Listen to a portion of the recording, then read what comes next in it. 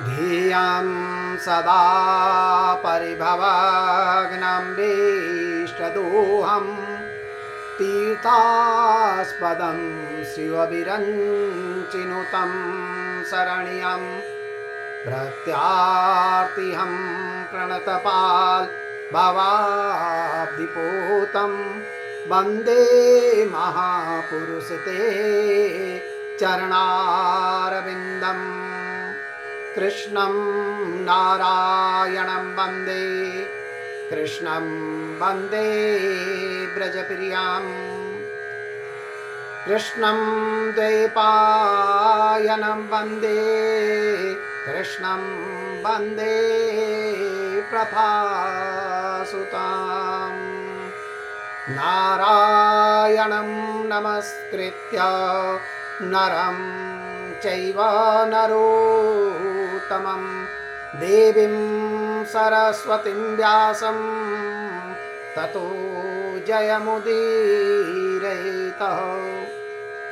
जब भक्ति ज्ञान वैराग्य जाग जाते हैं तो उसके बाद सूत जी और सौनक ऋषियों के बीच में बात होती है कि महाराज कोई ऐसा उदाहरण बताएं जिसके द्वारा ये ज्ञान हमें प्राप्त हो कि भागवत जी की कथा से मोक्ष प्राप्त हुआ और भागवत जी की कथा सुनने से जीव परम गति को प्राप्त हो गया। कोई ऐसी कथा को सुनाए। तो उसी कथा को सूत जी जो है सौनक ऋषियों को सुना रहे हैं और उसी कथा को नारद जी को सनकादि ऋषि सुना रहे हैं। कहते हैं कि तुंगभद्रा नदी के किनारे पर एक गांव था। वहां आत्मदेव नाम के एक ब्राह्मण देवता अपनी पत्नी धुंधुली के साथ नित्य निवास करते थे। आत्मदेव बड़े पवित्र मन के व्यक्ति थे। नित्य भगवान का पूजन करते थे, जप तप ध्यान करते थे, पंच यज्ञ करते थे। लेकिन उनकी जो पत्नी है धुंधुली, उसका स्वभाव बड़ा क्रूर है, झगड़ने वाली है और दूसरों के साथ नुक्ताचीनी करने वाली ऐसी वो धुंधुली है। आत्मदेव निसंतान थे और संतान के अभाव से आत्मदेव हमेशा दुखी रहते थे। संतान के लिए आत्मदेव ब्राह्मण ने बहुत सारे प्रयत्न किए परंतु उनको सफलता प्राप्त ही नहीं हुई, वो सफल नहीं हो पाए। अतः एक दिन आत्मदेव ब्राह्मण अपने मन में विचार करते हैं कि मुझे अब आत्महत्या कर लेनी चाहिए, मेरे कोई भी उपाय सफल नहीं हुए।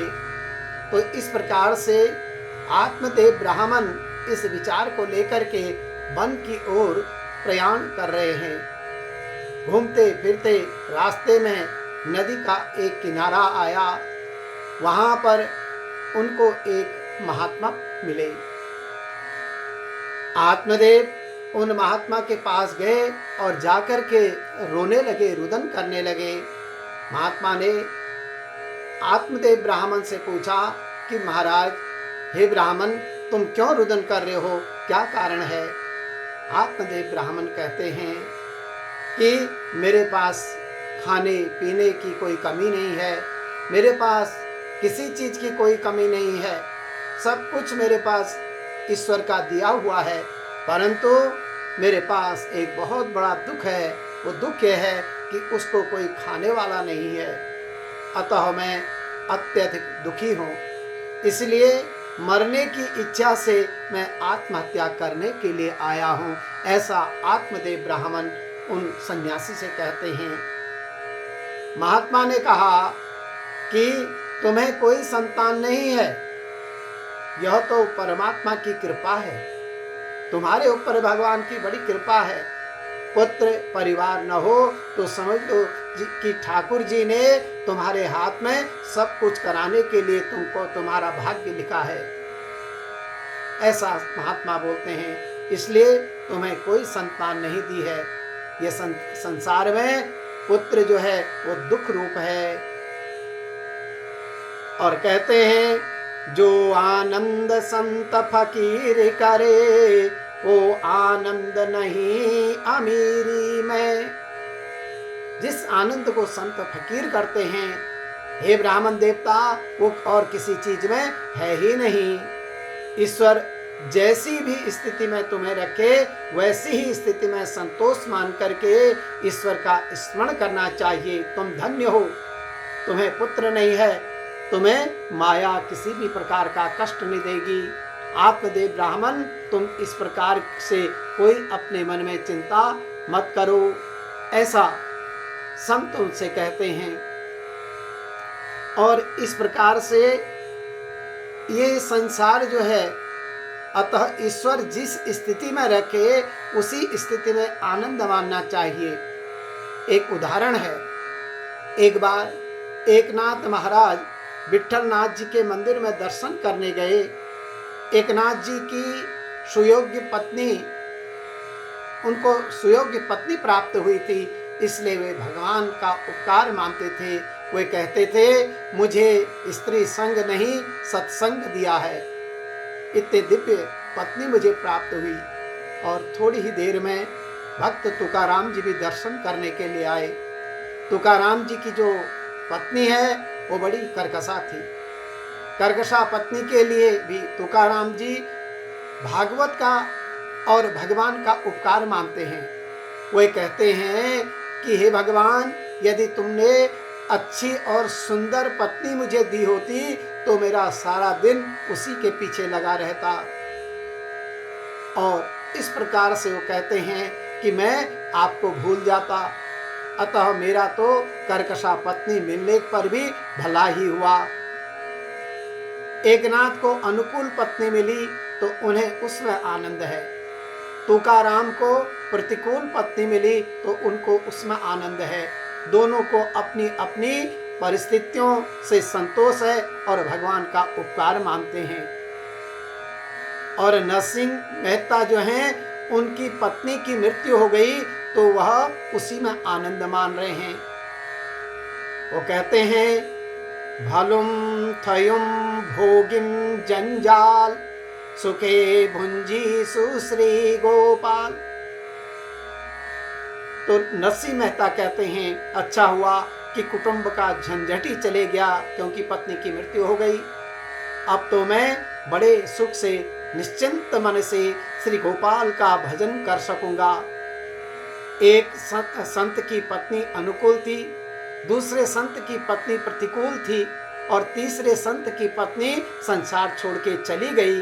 फिर भी तीनों महात्मा जो हैं अपनी अपनी स्थितियों से संतुष्ट हैं। सच्चा वैष्णव वही है जो किसी भी परिस्थिति में परमात्मा की ही कृपा का अनुभव करता है। चाहे संसार में सुख हो जाए चाहे वो दुख हो जाए, मन को शांत और संतुष्ट वैष्णव रखता है। मन को शांत रखना ही बड़ा पुण्य का काम है। माता और पिता को अपने पुत्र के लिए बहुत चिंता रहती है, परंतु पुत्रेष्णा के साथ साथ अनेक वासनाएं भी आती हैं। पुत्रेष्णा के पीछे वित्तेष्णा और वित्तेष्णा के पीछे लोकेष्णा, अर्थात पुत्र के पीछे वित्त और वित्त के पीछे लोकेष्णा का मतलब है संसार में ख्याति।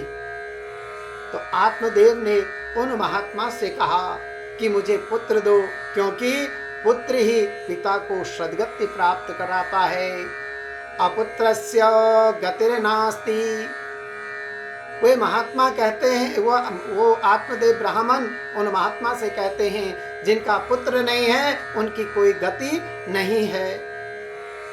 महात्मा आत्मदेव ब्राह्मण को समझाते हैं कि भगवती एक स्थान पर कहती है, भगवती सूक्ति एक स्थान पर कहती है कि पुत्र से मुक्ति नहीं मिलती। वंश के रक्षण के लिए सत्कर्म करो। यदि पुत्र ही सद्गति दे सकता तो संसार में प्रायः सभी पुत्र होते हैं, अतः उन सभी को सद्गति प्राप्त हो जानी चाहिए। लेकिन ऐसा नहीं होता है। पिता की ऐसी आशाएं पिता को कभी नहीं रखनी चाहिए। मेरा पुत्र श्राद्ध करेगा तो मेरी सद्गति होगी, श्राद्ध से यह जीव अच्छी योनियों में तो जा सकता है, परंतु ऐसा मत समझो कि ये पुनरअपि जन्मम पुनरअपि मरणम अर्थात जन्म मृत्यु के बंधन से मुक्त हो जाए, ऐसा श्राद्ध से नहीं हो सकता है। श्राद्ध और पिंड दान मुक्ति दिला सकते हैं। श्राद्ध कर्म धर्म और श्राद्ध करने से नरकों से तो छुटकारा प्राप्त हो सकता है, परंतु केवल श्राद्ध करने से मुक्ति प्राप्त होना ये संभव नहीं है।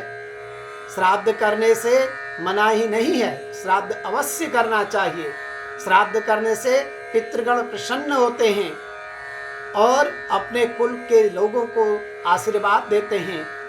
पिंडदान का सही अर्थ कोई समझता नहीं। यह शरीर को ही पिंड कहा गया है। इसे परमात्मा को अर्पण करना ही पिंडदान है, अर्थात हमको इस शरीर को अपने प्रभु को अर्पण करना चाहिए। इसी प्रकार जीव जो ईश्वर को इसको अर्पण करे तो उसी का जीवन सार्थक है। जो इस पिंड को परमात्मा को अर्पण कर दे वही उसका जीवन सार्थक है और उसी का पिंडदान सच्चा है। अन्यथा यदि केवल आटे के पिंडदान से मुक्ति मिल जाती तो ऋषि मुनि जो है ध्यान योग तप इत्यादि साधनों को करते ही नहीं। क्यों करते हैं? जीवन मृत्यु के त्रास से छुड़ाता, जीवन मृत्यु के त्रास से छुड़ाता है। केवल सत्कर्म और वह सत्कर्म भी अपना किया हुआ। जब हम स्वयं जीवन में सत्कर्म करते हैं, स्वयं ही अपनी आत्मा का उद्धार करना, जीव स्वयं ही अपना उद्धार कर सकता है और जीव का उद्धार और कोई कर ही नहीं सकता है। इस जीवन में उद्धार का एकमात्र साधन जो है सत्कर्म है। हे मनुष्य, तो अपना सत्कर्म कर। महात्मा कहते हैं आत्मदेव ब्राह्मण तुम सत्कर्म करो, पुत्र की इच्छा मत रखो, ये पुत्र तुम्हारा कल्याण करने वाला नहीं है। भगवत गीता का उदाहरण दिया, यज्ञ शिष्टासिनः संतो मुंचन्ते सर्व किल विषे भुंजन्ते त्वघं पापम यो पश्चात्मक कारणात्।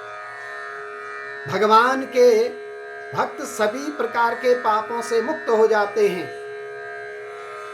कहीं कोई कोर कसर बचती नहीं है, क्योंकि वे यज्ञ में अर्पित किए हुए भोजन को ही प्रसाद खाते हैं।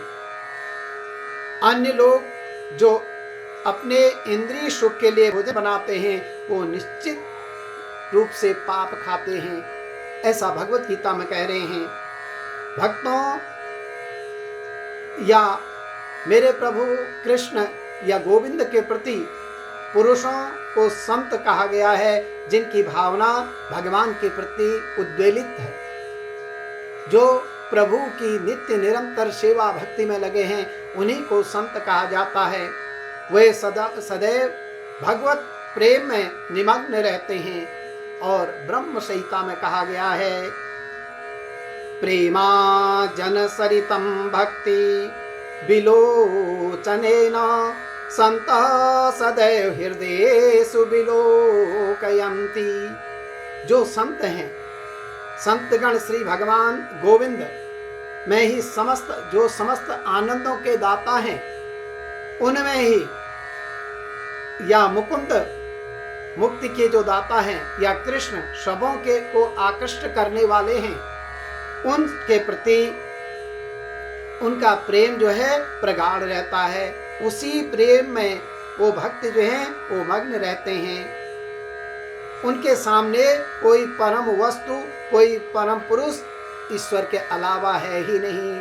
इसलिए ये संत, ये भक्त वस्तु परम पुरुष को अर्पित किए बिना ग्रहण करते ही नहीं। जो भी वस्तु उनको प्राप्त हो जाती है पहले अपने प्रभु को अर्पित करते हैं और उसके बाद उसे ग्रहण करते हैं। यहाँ तक कि नया वस्त्र भी आता है तो पहले परमात्मा को दिखाते हैं पहनाते हैं और उसके बाद प्रभु को पहनाने के बाद, अर्पित करने के बाद स्वयं उस वस्त्र को पहनते हैं।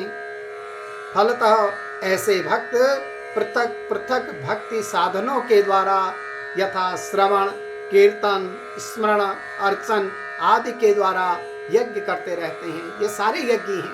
हम परमात्मा का श्रवण करें, कथाओं का कीर्तन करें, स्मरण करें, अर्चन करें, ये सारे यज्ञ हैं। तो ये भक्त जो हैं इन यज्ञों को करते हैं जिससे वे संसार के संपूर्ण पापमयी संगति के कलमश से दूर हो जाते हैं तथा अन्य जो भी सांसारिक लोग हैं, अन्य लोग जो अपने लिए या इंद्रिय तृप्ति के लिए भोजन बनाते हैं, वे न केवल चोर हैं अपितु सभी प्रकार के पापों को खाते हैं। ऐसा भगवान भगवद गीता में कहते हैं। जो व्यक्ति चोर तथा पापी दोनों हो, भला वह किस तरह से सुखी रह सकता है और किस प्रकार से वह सुख दे सकता है, ये तो संभव नहीं है। अतः सभी प्रकार से सुखी रहने के लिए मनुष्य को पूर्णतः मेरे प्रभु भगवान कृष्ण में क्या हो जाना चाहिए? कृष्णमय बन जाना चाहिए। संकीर्तन यज्ञ की सरल विधि बताई गई है। इसलिए इस संसार में ये मनुष्य जीवन प्राप्त करके उसे संकीर्तन करना चाहिए। अन्यथा संसार में शांति और सुख उस जीव, उस मनुष्य को प्राप्त हो ही नहीं सकता है। और इस प्रकार से कहते हैं कि जीव का उद्धार जब जीव स्वयं नहीं करेगा तो उसका उद्धार कौन कर सकता है? मनुष्य अपने सिवा और उसका हितकारी कौन हो सकता है? यदि वह स्वयं अपना श्रेय न करेगा तो पुत्रादि उसका क्या करेंगे? ईश्वर के लिए जो जीता है उसे अवश्य मुक्ति प्राप्त होती है। श्रुति भगवती कहती हैं कि जब ईश्वर का अप्रोक्ष अनुभव न हो, जब तक ज्ञान न हो, तब तक मुक्ति प्राप्त हो ही नहीं सकती है। मृत्यु के पहले जो भगवान का अनुभव करने लग जाते हैं उन्हें मुक्ति अवश्य प्राप्त हो जाती है।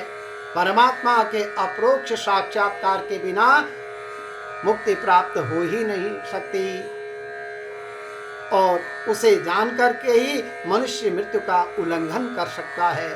एक ही कारण है, एक ही रास्ता है परम पद की प्राप्ति के लिए। इसके सिवा अन्य कोई मार्ग हो ही नहीं सकता है। श्री भगवान को जाने बिना दूसरा कोई उपाय है ही नहीं। अन्यथा केवल श्राद्ध करने से कोई मुक्ति हो ही नहीं सकती है। ब्राह्मण देवता, अपना पिंडदान आप स्वयं करो, अपने शरीर को परमात्मा को अर्पित कर दो, समर्पित कर दो, तो तुम्हारा निश्चित रूप से कल्याण हो जाएगा। अपना पिंडदान तुम स्वयं अपने हाथों से करो, वही उत्तम है। जो पिंड में ही है, यथा पिंडे यथा तथा ब्रह्मांडे, जैसा पिंड में है वैसा ही ब्रह्मांड में है। निश्चित करो कि इस शरीर रूपी पिंड को श्री परमात्मा को अर्पण करो। तुम अपना पिंडदान स्वयं क्यों नहीं करते हो? घर में जो कुछ है वह सब काम में लगा दो, नारायण की सेवा में लगा दो। जो कुछ है परमात्मा का दिया है आत्मदेव को। महात्मा ने ये बड़ी जच्ची बात कही महाराज। उनसे कहा कि पुत्र सुख से आप सन्यासी लोग परिचित नहीं हैं। ये आत्मदेव कह रहे हैं कि आप पुत्र सुख से अपरिचित हैं, आप क्या जाने पुत्र क्या होता है। अतः आप ऐसा कहते हैं, माता पिता की गोद में बालक चाहे जिस तरह भी गंदा कर दे। आप जानते होंगे जब बच्चा गोद में लघु शंका कर दे, दीर्घ शंका कर दे, लेकिन माता पिता हंसते हुए प्रसन्न होकर के उसे सफाई कर देते हैं। असुख से असुख में सुख का अनुभव करते हैं। तो इस प्रकार से यह संसार का नियम है, ऐसा आत्मदेव ब्राह्मण कह रहे हैं। महात्मा ने सुंदर उपदेश दिया, फिर भी आत्मदेव ब्राह्मण ने दुराग्रह करके कहा कि मुझे पुत्र दो, वरना मैं अपने प्राण त्याग कर दूंगा। और महात्मा को बड़ी दया आई महाराज। वे कहते हैं महात्मा ने बड़ा उपकार किया। उन्होंने एक सुंदर फल दे करके कहा, तुम इस फल को लेकर के जाओ ब्राह्मण, और इस फल को जो है अपनी पत्नी को खिलाना। तुम्हारे वहाँ अवश्यमेव जो है बड़ा योग्य पुत्र जन्म लेगा। और आत्मदेव ब्राह्मण उस फल को लेकर के अपने घर ले जाते हैं, और जब घर पहुंचते हैं फल अपनी पत्नी को देते हैं तो उस पत्नी का भाव बदल जाता है। श्रीमद् भागवत में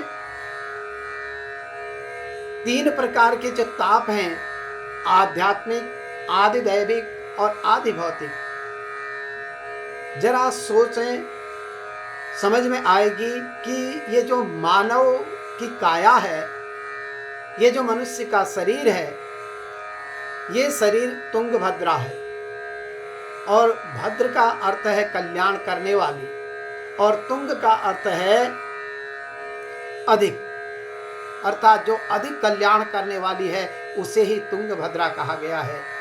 अधिक कल्याण करने वाली नदी तुंगभद्रा नदी, और वही मनुष्य शरीर है। मानव अपनी काया के द्वारा ही आत्मदेव हो सकता है, इस शरीर के द्वारा ही आत्मदेव हो सकता है। अपनी आत्मा को स्वयं देव बनाएं, और वही आत्मदेव है। आत्मदेव ही जीवात्मा है। हम सब आत्मदेव हैं। नर ही नारायण बनता है, क्योंकि नारायण की भक्ति करते करते करते अंत में नारायण में समा जाता है। मानव देव में रहा हुआ जीव देव बन सकता है, और दूसरों को भी वह देव बना सकता है। पशु अपने शरीर से अपना कल्याण नहीं कर सकते हैं। मनुष्य बुद्धि वाला प्राणी होने के कारण अपने शरीर से अपना तथा दूसरों का भी कल्याण कर सकता है। और जो गुस्सा करने वाली है, कुतर्क करने वाली जो है, वो धुंधली, वो बुद्धि है धुंधली। प्रत्येक घर में यह धुंधली निवास करती है। ऐसी द्विधा बुद्धि जब तक होती है, जिस बुद्धि का 2 नाव में पैर होते हैं, तब तक आत्म शांति या आत्मशक्ति जागृत होती ही नहीं है। और इस प्रकार से बुद्धि दूसरों की बातों में टांग अड़ाती है, दूसरों के कार्यों में टांग अड़ाती है अनावश्यक रूप से। यह बहुत बड़ा पाप है। मैं कौन हूँ, मेरे स्वामी कौन हैं, इसका विचार बुद्धि करती ही नहीं है। और बुद्धि के साथ आत्मा का विवाह या संबंध तो हुआ है, किंतु जब तक उसे कोई महात्मा न मिले और जब तक उसे सत्संग न हो, तब तक उसे विवेक प्राप्त होता ही नहीं है। बिनु सतसंग विवेक न होई, राम कृपा बिनु सुलभ न सोई। सतसंगत मुद मंगल मूला, सोई फल सिद्धि सब साधन फूला। बिना सत्संग के विवेक जीव को प्राप्त नहीं हो सकता है, और ये सत्संग मेरे प्रभु की परम कृपा से ही प्राप्त होता है। और आनंद एवं कल्याण की जो जड़ है, वो जड़ सत्संग की सिद्धि प्राप्ति का ही फल है। सब साधन उसके फूल हैं। अर्थात सत्संग प्राप्ति का जो फल है, वो फल सत्संग है। ये मेरे प्रभु की कृपा है, और ये प्रभु की कृपा से ही प्राप्त जीव को होता है। और तब तक ये विवेक जागता नहीं, और विवेक रूपी पुत्र जन्म का तब तक जन्म होता ही नहीं। विवेक ही आत्मा का पुत्र है।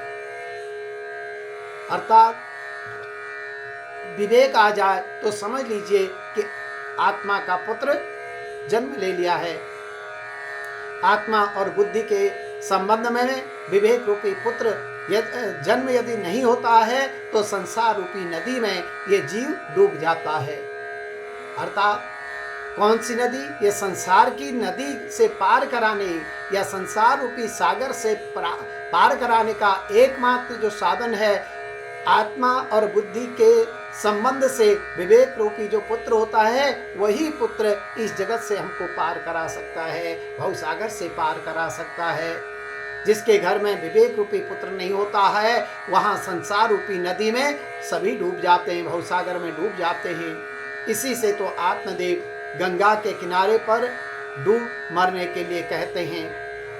आत्मदेव ब्राह्मण कहते हैं कि मैं इस गंगा नदी में डूब जाता हूँ, और बिना विवेक सत्संग से जागृत होता है, अर्थात जब तक सत्संग न हो तब तक विवेक जागृत हो ही नहीं सकता है। और विवेक आत्मा को आमंत्रित करता है स्वयं देव बनने, और दूसरों को देव बनाने की शक्ति आत्मा में है, किंतु इस आत्म शक्ति को जागृत करना है, अर्थात हनुमान जी स्वयं समर्थ हैं, किंतु जांबवान ने उनको अपने स्वरूप का ज्ञान कराया, तभी उन्होंने अपने स्वरूप का ज्ञान करते हुए आत्म शक्ति और सत्संग को जागृत हुआ, और सत्संग के बिना जीवन में दिव्यता आ ही नहीं सकती है। संत महात्मा द्वारा दिया गया विवेक रूपी फल बुद्धि को प्रसन्न नहीं रहता है, और वहीं पर सारा कष्ट आ जाता है।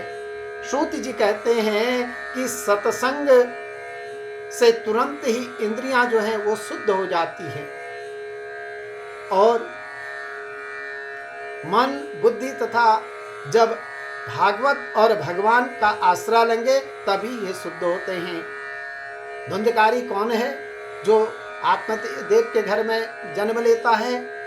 सारा द्रव्य सुख और काम सुख का जो लोग चिंतन करते हैं वही धुंधकारी होते हैं। जिसके जीवन में धर्म नहीं है किंतु काम सुख और द्रव्य सुख प्रधान है, वही धुंधकारी है।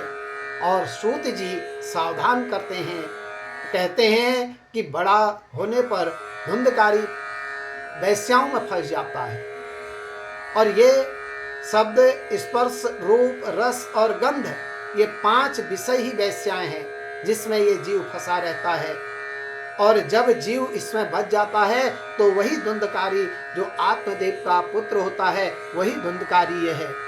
तो इसलिए हम सांसारिक लोगों को इन सारे विषयों से बचना चाहिए, इन सारे मार्गों से बचना चाहिए, जिससे कि जीव का कल्याण हो जाए। आगे कथा आएगी कि संत के द्वारा दिया हुआ फल धुंधुली ने किस प्रकार से उस फल का प्रयोग किया और कैसे उनके घर में धुंधकारी नाम का पुत्र जन्म लेता है, और उस धुंधकारी ने क्या किया, और आगे फिर गोकर्ण महाराज की भी कथा इसी क्रम में आएगी कि गोकर्ण महाराज ने क्या किया और किस प्रकार से आत्मदेव ब्राह्मण को ज्ञान दिया, और आत्मदेव ब्राह्मण गोकर्ण जी के ज्ञान से कैसे मुक्त हुए। गोविंदाय नमो नमः, नारायणाय नमो नमः, केशवाय नमः, माधवाय नमो नमः।